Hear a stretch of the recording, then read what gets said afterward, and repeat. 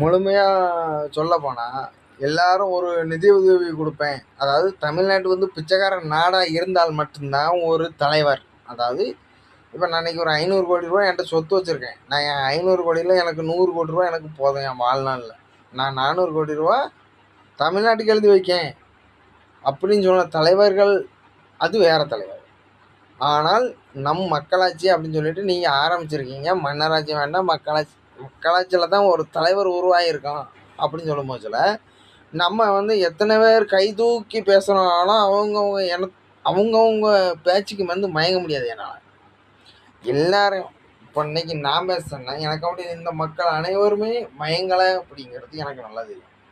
ஏன்னு கேட்டால் நானே 4 கட்சி வச்சுருந்தா கூட 4 கட்சிக்கு உங்களுக்கு வேண்டி அதான் 4 கட்சி வச்சு நான் உங்களுக்கு ஓட்டு சேகரித்த பிறகுமே எனக்கு என்னாச்சு, ஒரு கட்சி முழுசாக வச்சு அடைஞ்சதும் 2 கட்சி வீணாக போனதுன்னு தான் எங்களுக்கு தெரியும். 2 கட்சியும் வீணாக போயிருக்கு.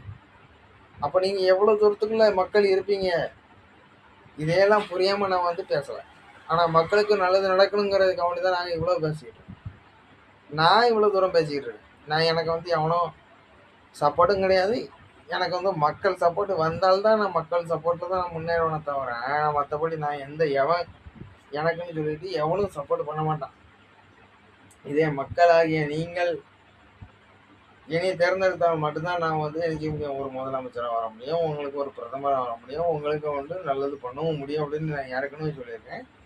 அதே மாதிரி தான் அப்போ நீங்கள் என்னை தேர்ந்தெடுத்தால் மட்டும்தான் நான் பேச முடியும். தேர்ந்தெடுத்து நீங்கள் பேசட்டாலும் என்னால், ஏன்னா நான் இன்னைக்கு 2-3 வாட்டி ஓட்டு போட்டாச்சு. நான் 3 வாட்டியோ 4 வாட்டியோ ஓட்டு போட்டிருக்கேன். எனக்கு அதே தெரியாது.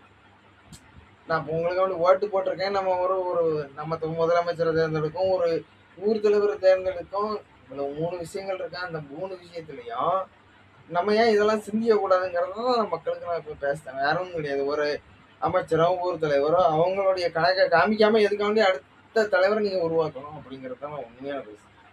அவங்க என்ன பண்ணாங்க, எத்தனை லட்ச ரூபா சம்பாதிச்சாங்க அப்படிங்கிறத தான் நீங்கள் பேசுவீங்க.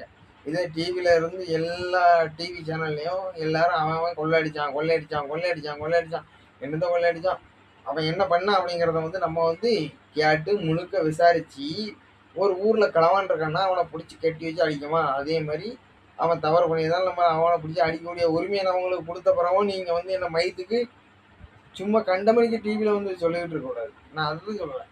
ஒரு டிவியோ ஒரு செல்லோ இருக்கட்டும், நீங்கள் வந்து எதுக்காக நீங்கள் அந்த மாதிரிலாம் சொல்கிறீங்க அப்படிங்கிறத நான் கேட்க முடியும்.